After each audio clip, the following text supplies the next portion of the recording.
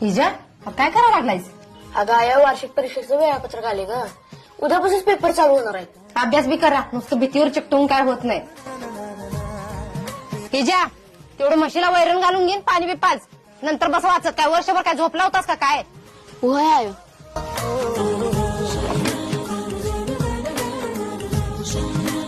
अरे हिजा असा टंगळ मंगळ करत बसू, जा पेपराला. अगं आया अजून 2 तास आहेत.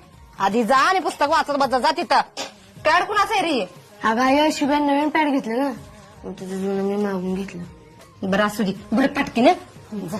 घेतलंयस का सगळं? होय पाय पड. अगं बाई चांगला जाऊ दे बाय पेपर. जा देवाच्या बी पाया पड जा. आया जातो ग. अर्थम ही धर पैसे. कशाला? अरे पेन घेऊन जा. अगं हाय पेन. अरे ह्यो बंद पडला तर दुसरा असावा, जाताना एक घेऊन जा. नीटले बघ पेपर, गाळलेल्या जागा ते सगळं भरून घे. पहिला एका वाक्यात बिक्यात सगळं लिहायचं. हा आणि नाही काय आलं शेवटाला तर कुणाला तरी विचारून लिहे. हा तसं केलंयच ना अभ्यास सगळा.